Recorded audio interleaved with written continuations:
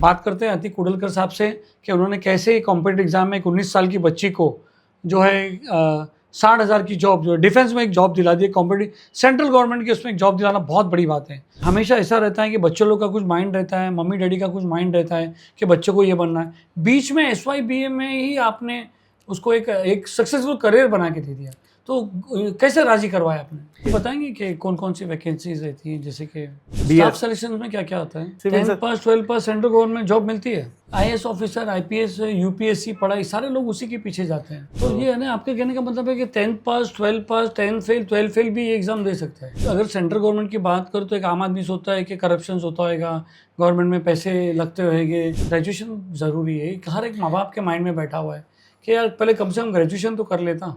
10वीं के 12वीं के बच्चे को, 10th स्टैंडर्ड 12th स्टैंडर्ड के बच्चे को सिलेक्शंस में बहुत तकलीफ होती है कि क्या करना चाहिए।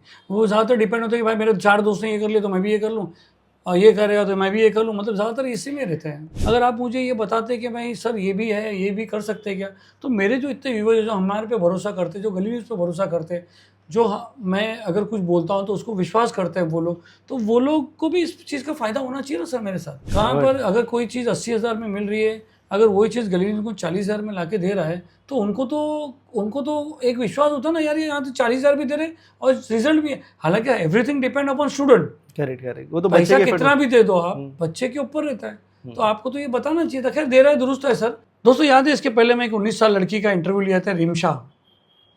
उसने SYBA में 60,000 की डिफेंस में जॉब लग गई, स्टेनोग्राफर की। कॉम्पिटिटिव एग्जाम दिया था। याद है, उन्होंने एक सर का नाम बताया था, अतिक कुडलकर। आज हमारे स्टूडियो में अतिक कुडलकर सर आए हुए हैं। बात करते हैं अतिक कुडलकर साहब से कि उन्होंने कैसे कॉम्पिटिटिव एग्जाम में एक 19 साल की बच्ची को जो है 60,000 की जॉब, जो है डिफेंस में एक जॉब दिला दी। कॉम्पिटिटिव सेंट्रल गवर्नमेंट की उसमें एक जॉब दिलाना बहुत बड़ी बात है। कैसे उनको तैयारी की, क्या करी, आगे क्या कर सकते, सब गली न्यूज़ में आपका बहुत बहुत स्वागत है। Thank you sir. पहले तो बहुत बहुत कॉन्ग्रेचुलेशन कि आपने रिमशा को एक अच्छे, इसका करियर जो एक, जब बच्चों लोग के करियर डिसाइड नहीं कर पाते, उसमें उसके करियर को आपने एकदम सेट करवा दिया। नहीं, मैं उसको ना थोड़ा सा करेक्शन करूँगा कि मैंने उसको कुछ दिलवाया नहीं, उसने वो खुद मेहनत करके कमा के लिया है। मैंने सिर्फ गाइड किया हूँ।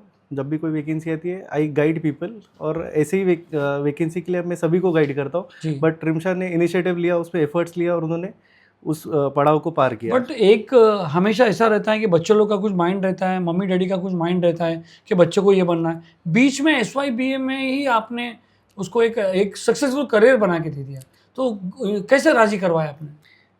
यूजुअली क्या होता है कि ना, सबसे पहला प्रॉब्लम है कि 10th के बाद बच्चों को क्या करना है उनको मालूम नहीं होता। बराबर। और पेरेंट्स को भी मालूम नहीं होता है। पेरेंट्स देखते हैं कि भाई XYZ का बच्चा अच्छा खासा सैलरी मतलब अर्न कर रहा है, तो मेरा बच्चा भी वो करेगा तो अर्न करेगा। तो ऐसा नहीं होना चाहिए। हम लोग को आइडेंटिफाई करने की ज़रूरत है कि बच्चों की अपनी स्पेशलिटी कहाँ पर है। और रिमशा की स्पेशलिटी मेरे को दिख रही थी कि she was hard working, she was focused, और उस हिसाब से मैंने उसको कुछ सजेस्ट किया और उसको एक मैंने 3-4 ऑप्शन दिया जिसमें से उसको गवर्नमेंट जॉब्स का अच्छा लगा। और फिर बाद में उसने कम उम्र से, जब वो अपना 12th की स्टडीज़ कर रही थी, तभी से उसने गवर्नमेंट एग्ज़ाम्स की तैयारी करना शुरू कर दी। और तभी वो 18 साल की भी नहीं थी। गवर्नमेंट जॉब में लगने के लिए इंसान का 18 ईयर्स अबव होना ज़रूरी है।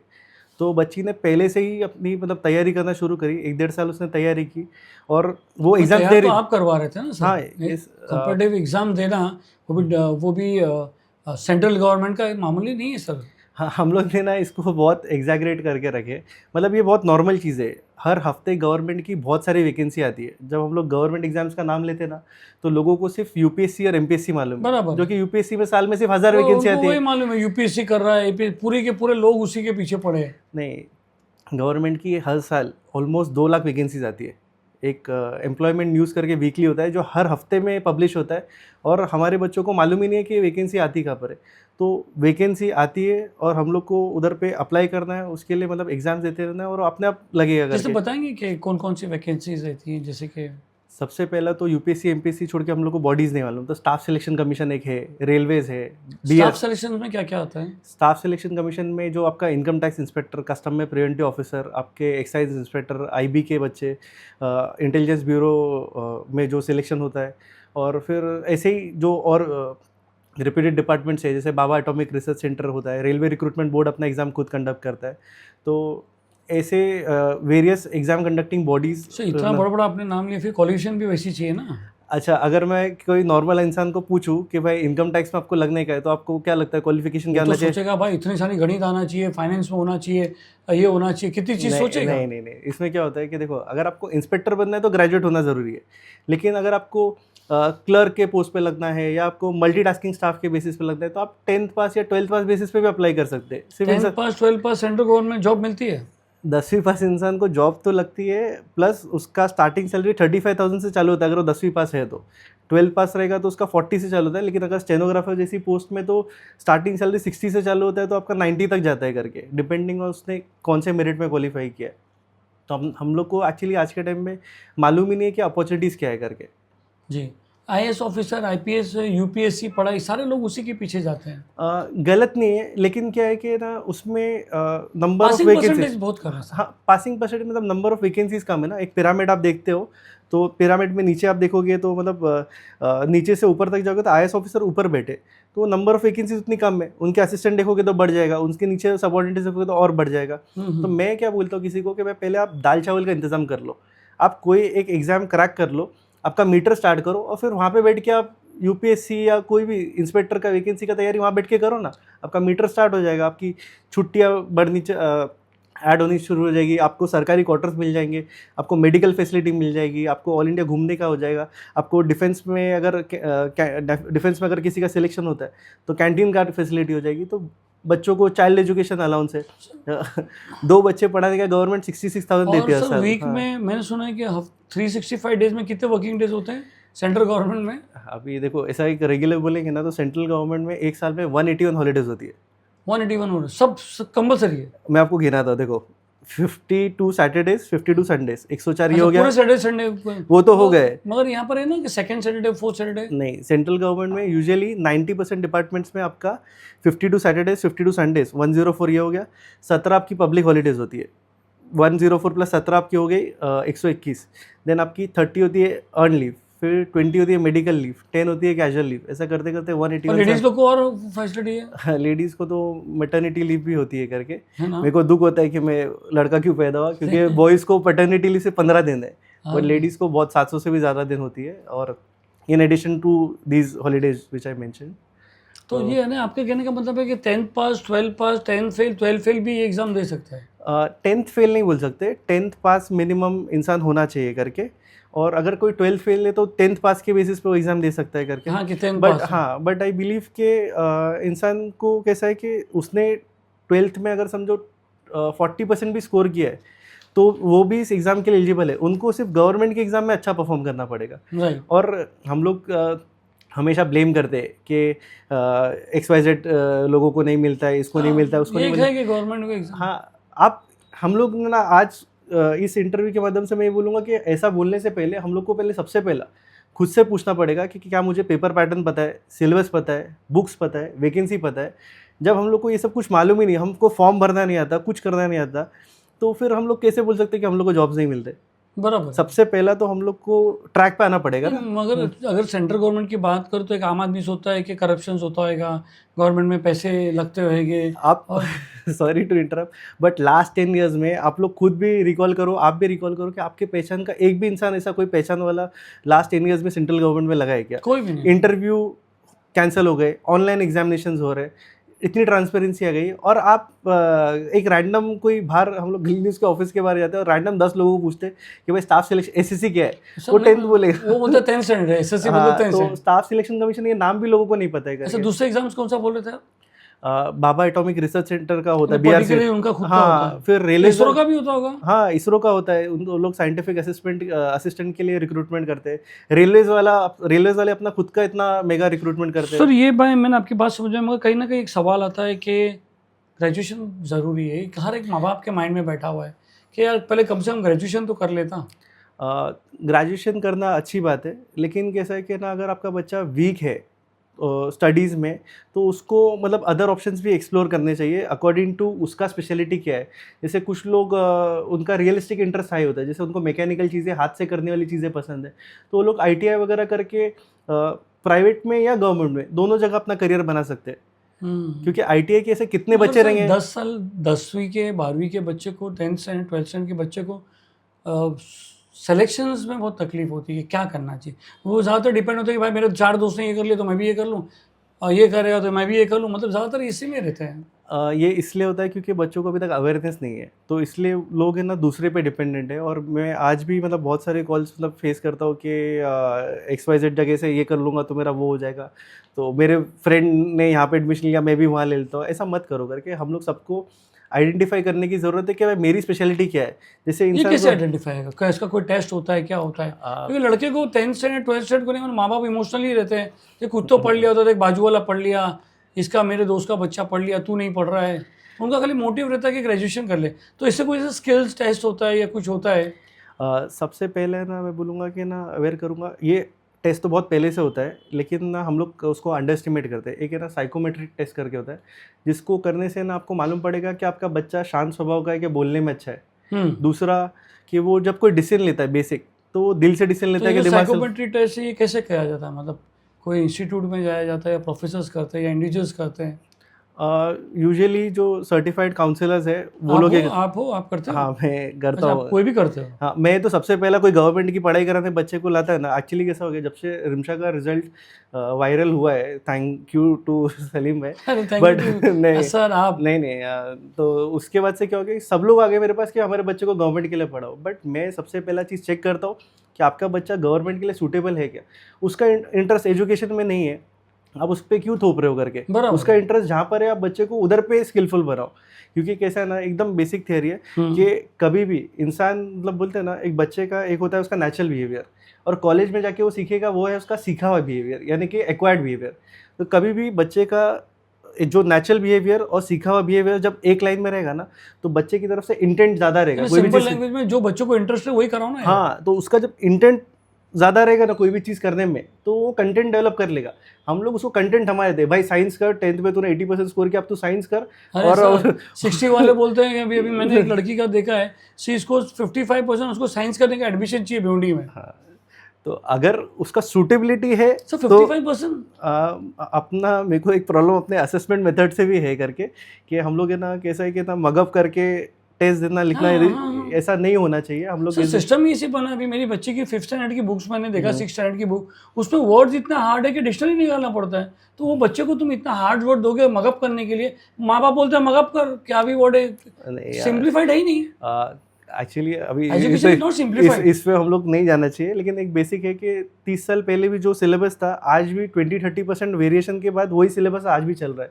तो पहले के जो सीखे हुए लोग हैं उनको आज के समय में डिफिकल्टी आ रही है, तो नए बच्चे कहाँ से पढ़ेंगे करके। तो हम लोग को एजुकेशन सिस्टम्स को समझना पड़ेगा। हाँ, तो आपको मैं रिक्वेस्ट करूंगा कि आप ये रेस करो। हाँ, मैं तो आज थोड़ा सा मतलब बोलते ना रिलैक्स योर टेंशन भी है, क्योंकि ना ही is a combination of Kapil Sharma and Rajat Sharma. कभी कॉमेडी करेंगे या कभी दाड़ेंगे, बोल नहीं सकते। आपको यहाँ पर इसलिए बुलाया कि मेरे बहुत सारे व्यूअर्स हैं, उनके बच्चे, और ज़्यादातर मैं आपको फ्रैंकली बोलूँ सर, मुस्लिम कम्युनिटी में एक एजुकेशन को लेके ना अवेयरनेस इतनी नहीं है। सबको, हर आदमी चाहता है कि मेरा बेटा जो है UPSC करे, बस चार्टर्ड अकाउंटेंट, बड़ी पोस्ट बताए कि बच्चा तुम्हारा उस लायक है कि नहीं लायक है, पहले वो देखो। 10 लाख में से एक बच्चा पास हो रहा है, 9,99,999 बच्चे उसके पीछे लगे रह के फेल हो जाते हैं। उनका क्या, वो आगे जाके क्या करते हैं, सेकेंड टाइम एग्जाम देते फिर होता है, लास्ट में आधे बच्चे को बाप बोलते चल बेटा तू मेरी दुकान पे आ जा, तेरे को नहीं जमेगा, तूने बहुत अच्छी मेहनत किया, बट इट्स अ वेस्ट। तो कहीं ना कहीं कॉम्पिटिटिव एग्जाम जो आप क्या बोलते हो, government competitive exam, skill development, ये सब नहीं आते सर। हाँ, एक्चुअली आज के टाइम पे skill development is very important. और कैसा है ना, गवर्नमेंट कॉम्पिटिटिव एग्जाम जैसे एक एंटिटी है, वैसा UPSC भी। UPSC गलत नहीं है, बट क्या होता है ना, UPSC के लिए जो ट्रेनिंग सेंटर जो चल रहे हैं ना, ये जो ट्रेनिंग सेंटर चल रहे हैं ना, ये लोग है ना आपके बच्चे को कभी भी ना इवैल्यूएट करने नहीं देते। जैसे उनका कोर्स होता है 3 साल का, अब 3 साल में वो आपको कभी बताएगी नहीं कि आपका बच्चा मतलब बोलते हैं ना बहुत दूर है। ऐसे तो आपको डिस्क्रिप्टिव लिखना है, तो बच्चे को सबसे पहला एक्टिव पैसिव डायरेक्ट इनडायरेक्ट तो सिखाओ, उनको सेंटेंस फ्रेम करना तो सिखाओ, उनको वोकैबुलरी तो इम्प्रूव करो, उसके बाद में आप मेगा चीज़ों पे जाओ ना करके। तो बहुत मतलब ये सर मैंने सुना है कि रिम्शा बता रही थी कि इसके पहले भी आपने बहुतों को ये किया, आपने ट्रेन किए हो इस एग्ज़ाम्स के लिए। अंजुला मतलब अराउंड 15 बच्चे अभी अपने लग चुके हैं करके, बट ये पहली बच्ची है जिसका इंटरव्यू मतलब हुआ। तो मतलब एक्चुअली इसके पहले भी एक बच्चे क्वालिफाई किए, but I refrain now from sharing उनका गुड न्यूज़ के बच्चे ने क्वालिफाई किया नहीं, करके। अगर किसी का शेयर करके किसी के अंदर उम्मीद जागती है कि जैसे आपने इनकम टैक्स के लिए आपने उनको मदद की एग्ज़ाम्स के लिए, जैसे आप ब्यूरो के लिए आपने किया मदद, अगर कोई आदमी अगर कोई कॉम्पिटिटिव एग्ज़ाम सिखाता है तो गलत तो नहीं है ना सर? नहीं, गलत नहीं है, लेकिन क्या होता है ना कि जब भी ना किसी का मैं रिजल्ट शेयर करता हूँ ना, तो फिर क्या होता है कि ना अरे सर, ये तो पूरा बड़ा पोस्टर हर जगह देखो तो बच्चियों के पोस्टर, ये हमारी क्लास से पढ़ी, ये हमारी क्लास से पढ़ी, हर जगह वो रहता है लोग को लिक्विडिटी करने के लिए कोचिंग क्लासेस में। नहीं, वो प्रॉब्लम क्या होता है ना कि मतलब अभी लास्ट 4 ईयर से तो ट्रेनिंग कर रहे थे, but I have been struggling to get support for this competitive exams, क्योंकि मेरा बहुत सिंपल चीज़ों को क्यों पे स्ट्रगलिंग हो रही थी? क्लासरूम और मुंबई में 12-15 ही क्यों, आप ज़्यादा को क्यों नहीं कर सकते? नहीं, क्या है ना कि असल में मतलब रिजल्ट आता है ना तो एवरीवन कम्स टू कॉन्ग्रेचुलेट और मतलब बोलते हैं ना फोटो खिंचाने, बट आगे कोई नहीं चमत्कार आता कोई है। नमस्कार है सर। हाँ लेकिन व्हाट कैन आई से, मतलब डिफ़िकल्टी आती है करके। अब देख सकते थे अभी तक मैं बहुत तो स्मूथली बोल क्यों रहा सर, था, क्यों इतना डिफिकल्टी क्यों आती, क्या आती? क्योंकि आप तो अच्छा काम कर रहे हो। हाँ, रिसोर्सेज लिमिटेड है, जगह मुंबई में एक रेंट एक बड़ा प्रॉब्लम है करके। बुक्स अगर बच्चे बढ़ा दूंगा तो जितना अपनी कैपेसिटी में अल्हम्दुलिल्लाह उतना कर रहे थे, बट डिफ़िकल्टी आती है सर करके। क्लासेस में तो लोग लोग जाते हैं, वो कितना 1-1 लाख रुपया 80-80 हज़ार रुपया कोर्स का पैसा देते हैं। हाँ, तो तो बट मैं भी अपने सोच रहा हूँ कि ना अफोर्डेबल लर्निंग सॉल्यूशंस मतलब करने की अफोर्डेबल लर्निंग सॉल्यूशंस के लिए सर मैं आपको बताऊं कि मैं पिछले 2 साल से ये कोशिश कर रहा हूं कि लोगों को अफोर्डेबल लर्निंग सॉल्यूशन मिले। इसके लिए मैंने एक इनिशिएटिव चालू किया था, एडुप्लेसिफाई।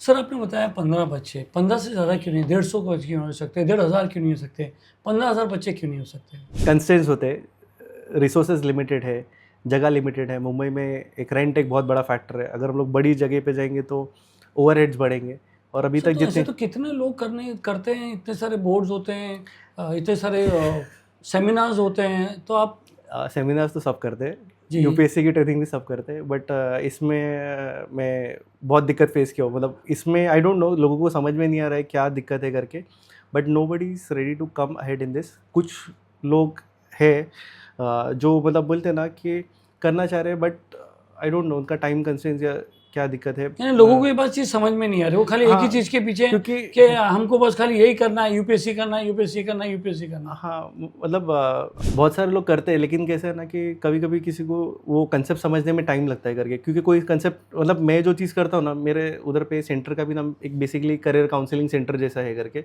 जिसमें हम लोग क्या एक बच्चों को गवर्नमेंट कॉम्पिटिटिव एग्जाम के लिए सिखाते हैं, फिर अच्छे कॉलेज में एडमिशन लेने के लिए जो एंट्रेंस एग्जाम होता है उसकी एक तैयारी कराते हैं, जो जॉब के लिए LNT TCS जैसी कंपनी से कैंपस रिक्रूटमेंट तो एप्टीट्यूड टेस्ट सर करता है। खाली खाली आप ये कॉम्पिटिटिव एग्जाम्स करा रहे हो कि दूसरे प्राइवेट एग्जाम्स भी बच्चों काम को आएंगे? गवर्नमेंट जॉब हो, प्राइवेट जॉब हो, गवर्नमेंट कॉलेज में एडमिशन के लिए हो, MBA के एडमिशन हो, बैंक में अगर जॉब करना हो तो उसका भी, उसका IBPS एक बॉडी होती है, RBI एग्जाम कंडक्ट करती है, SBI करती है।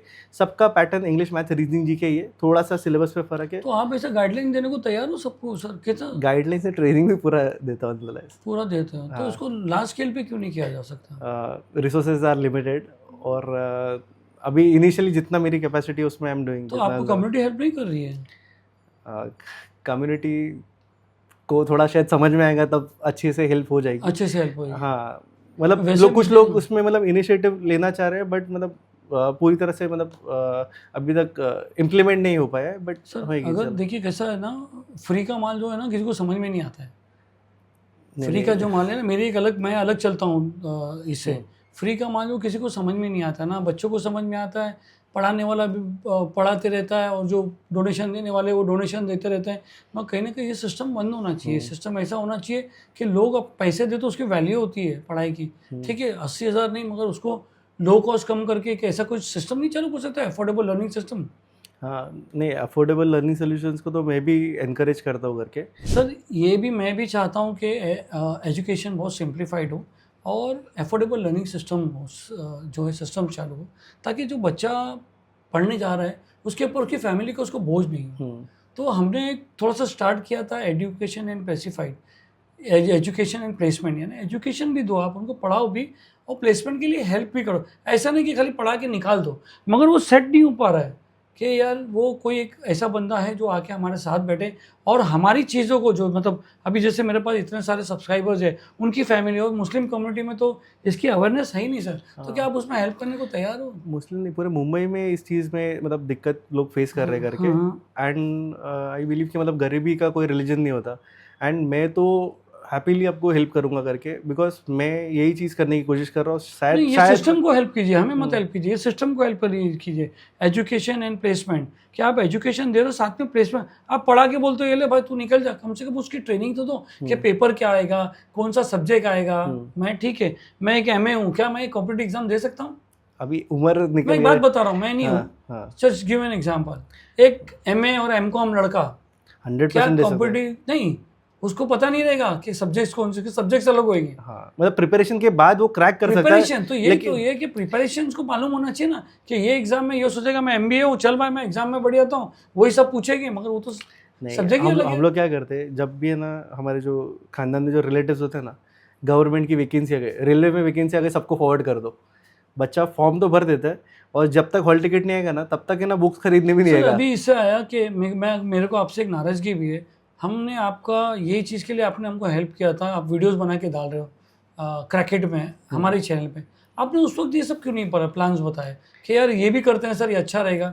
जब आपने मेरे को बोला कि लोगों को मेरे को अवेयरनेस करना है तो हमने आपको आपका प्लेटफॉर्म पूरा दे दिया। आप आते हो, वीडियो बनाते हो, इधर ये जॉब है, ऐसा पढ़ो, ये पढ़ो, हम तो पूरा आपको दे दिए। तो आपने ये क्यों नहीं बताया? मेरे को बहुत नाराज़गी है सर, ये तो बहुत बड़ा चीज़ है। I am really very sorry on this, but मैं बोलूँगा कि आप भी अपने काम में बहुत ज़्यादा ऑक्यूपाइड रहते हैं करके। और पास्ट में क्या हुआ है, जब भी रिजल्ट आते हैं ना, and I share with anyone, तो क्या होता है, लोग बुके वगैरह लेके आते हैं एंड फिर वो मतलब सबका मान सम्मान करो, स्नैक्स मंगाओ, ये भगाओ, तो वो उस तरह से ना वो फेलिसिटेशन प्रोग्राम हो जाता है। लेकिन क्या है ना, फ्यूचर में अभी तक मतलब उस इंफ्रास्ट्रक्चर को बड़ा करने की हेल्प नहीं मिली है। बराबर, मेरा मोटिव, जितने भी मैं प्रोग्राम्स में जाता हूँ वहाँ पर यही होता है, आधा घंटा फेलिसिटेशन, लास्ट में थैंक्स गिविंग, बच्चे को ये करते हैं। जो काउंसलिंग के नाम पे जो चीज़ होती है वो तो होती ही नहीं है। हाँ। और डेडिकेशन तो मतलब एक डेडिकेशन होना चाहिए कि मुझे करना है। अगर आप मुझे ये बताते कि भाई सर ये भी है, ये भी कर सकते हैं क्या, तो मेरे जो इतने व्यूवर्स जो हमारे पे भरोसा करते, जो गली न्यूज़ पे भरोसा करते, जो मैं अगर कुछ बोलता हूँ तो उसको विश्वास करते हैं वो लोग, तो वो लोग को भी इस चीज़ का फ़ायदा होना चाहिए ना सर मेरे साथ। नहीं, वो तो करेक्ट है। कहाँ पर अगर कोई चीज़ 80,000 में मिल रही है, अगर वही चीज़ गली को 40,000 में लाके दे रहा है, तो उनको तो एक विश्वास होता है ना यार, ये यहाँ तो 40,000 भी दे रहे और रिजल्ट भी है। हालांकि everything depend upon student, correct, वो तो पैसा बच्चे के कितना भी दे दो आप, बच्चे के ऊपर रहता है। तो आपको तो ये बताना चाहिए था। खैर दे रहा है, दुरुस्त है सर। जैसे मैंने आपको क्रैकेट में आप सबको बताते हैं, वैसे ही आप मेरा एक प्लेटफॉर्म है एडुप्लेसिफाई, जैसे मैंने आपको पहले भी बताया, आप उसमें आइए, उसमें कॉम्पिटिटिव एग्जाम्स का मेरा भी यही विचार है कि बच्चों को खाली पढ़ाइए मत, खाली पढ़ाई जा रहे, खाली पढ़ाई जा रहे। और बच्चा है ना, हमारे रेहान सर बोलते हैं कि ना, एक है ना MA के MCOM के बच्चे को मेरे सामने बिठा दो, वो 5 मिनट में इंटरव्यू में टिक नहीं पाएगा।